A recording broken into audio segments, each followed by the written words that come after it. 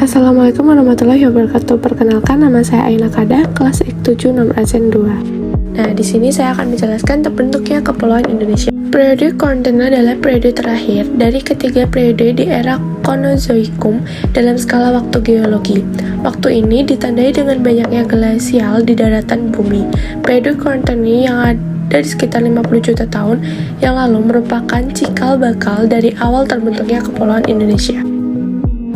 Lanjutannya, pada masa itu, Pulau Sumatera, Pulau Jawa, Pulau Bali, Pulau Borneo atau Kalimantan masih menyatu dengan semenanjung Asia atau disebut dengan Paparan Sunda.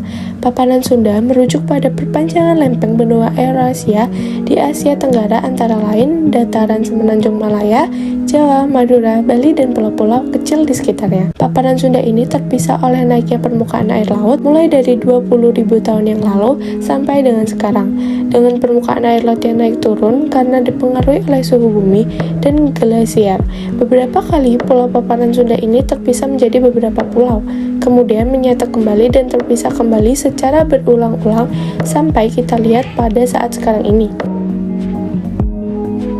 Nah, di Nusantara ini teori dibagi menjadi dua, yaitu yang pertama teori geologi kuno, kedua teori geologi modern. Menurut teori geologi kuno, proses terbentuknya daratan yang terjadi di Asia bagian selatan adalah akibat proses penggerakan anak benua India yang bergerak dari selatan ke utara dan bertabrakan dengan lempeng bumi bagian utara. Penggerakan lempeng bumi inilah yang kemudian melarikan Gunung Himalaya. Konon, proses itu terjadi sekitar 20-36 juta tahun yang lalu dan menyebabkan sebagian anak benua di selatan terendam oleh air laut, sehingga yang muncul di permukaan adalah gugusan pulau atau Nusantara dalam bahasa Sanskerta yang merupakan mata rantai gunung berapi.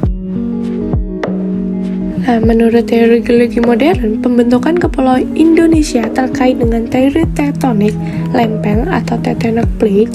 Teori ini menjelaskan tentang penggerakan kulit bumi sehingga memunculkan bentuk permukaan bumi yang seperti sekarang kita diami. Dampak dari penggerakan lempeng terhadap wilayah Indonesia membuat wilayah Indonesia rawan akan gempa bumi, namun juga kaya akan sumber daya mineral. Di samping itu, Indonesia juga terletak pada pertemuan 4 lempeng besar di dunia, yaitu lempeng Eurasia, Indo-Australia, Filipina, dan Pasifik. Adanya penggerakan subduksi antara dua lempeng menyebabkan terbentuknya deretan gunung berapi dan parit samudera. Demikian pulau subduksi antara lempeng Indo-Australia dan lempeng Eurasia yang menyebabkan deretan gunung berapi yang tak lain adalah Bukit Barisan di Sumatera dan deretan gunung berapi di sepanjang Pulau Jawa, Bali, dan Lombok serta parit samudera yang tak lain adalah parit Jawa.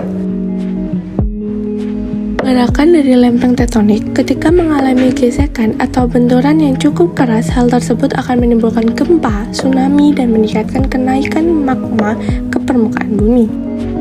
Masih penjelasan teori geologi modern yang menjelaskan bahwa Pulau Sumatera, Pulau Jawa, Pulau Bali, Lombok, hingga Kepulauan Nusa Tenggara terbentuk karena adanya aktivitas vulkanisme yang berada di bawah permukaan bumi.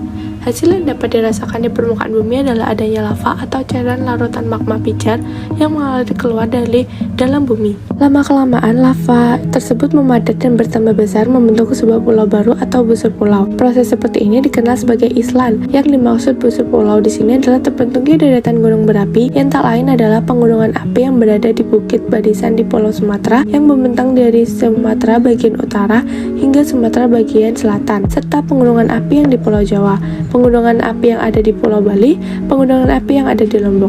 Semuanya terbentuk ibarat sebuah punur panah, maka dan dari itu dikatakan busur pulau. Semuanya juga terbentuk ibarat sebuah busur panah, maka dari itu dikatakan busur pulau. Sebagai Pulau Sulawesi terbentuk akibat adanya pertemuan lempeng Filipina, Indo-Australia, erosi, dan lempeng mikro lainnya. Itulah yang menyebabkan terbentuknya Pulau Sulawesi. Terbentuknya Pulau Papua dan Pulau Kalimantan. Kedua pulau ini mempunyai kesamaan proses terbentuknya sama halnya dengan pulau yang sudah dibahas sebelumnya. Kedua pulau ini terbentuk dari pecahan superbenua sesuai teori plate sampai dengan tektonik, bahwa dahulu seluruh daratan di muka bumi adalah satu daratan yang maha luas. Daratan tersebut bernama Pangea, kemudian terpecah menjadi dua, yaitu Gondwana Selatan dan Eurasia Utara. Namun seiring berjalannya waktu, kedua lempeng tersebut terpecah dan kembali menjadi pecahan benua-benua seperti sekarang ini, seperti Asia, Afrika, Amerika, dan Australia. Nah, benua tersebut awalnya adalah satu, namun menurut teori lempeng tektonik tersebut akhirnya menjadi terpecah belah untuk membentukkan pulau-pulau kecil yang berada di Indonesia. Contohnya seperti Kepulauan Seribu dan lain-lain. Prosesnya sangat sederhana dibanding dengan pulau-pulau besar yang tadi sudah dibahas. Pulau-pulau kecil ini berada dari endapan pecahan karang koral, semakin lama semakin besar dan akhirnya terbentuk sebuah pulau baru. Nah, itu tadi penjelasan dari teori lempeng tektonik dan juga penjelasan dari materi terbentuknya kepulauan yang ada di Indonesia. Gimana, sudah paham belum? Kalau belum, yuk belajar bareng-bareng. Itu saja yang bisa saya sampaikan. Sekian dari saya, Aina Kada. Wassalamualaikum warahmatullahi wabarakatuh. Terima kasih.